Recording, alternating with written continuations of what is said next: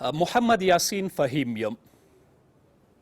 په نړۍ کې خپور شوی وایرس کورونا چې د ټولې نړۍ لمنې نیولې نه مسلمان پرېږدي او نه کافر پرېږدي. که طبي لارښوونو ته پوره پاملرنه ونه شي نو فاجعه به رامنځته شي.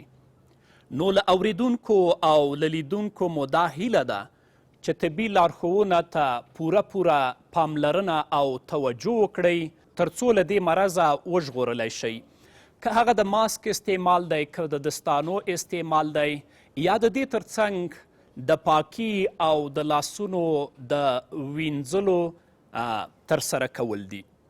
او څوک چې په دې مرض باندې مصاب دي یا مبتلا دي له هغه نه باید کرکه ونه شي.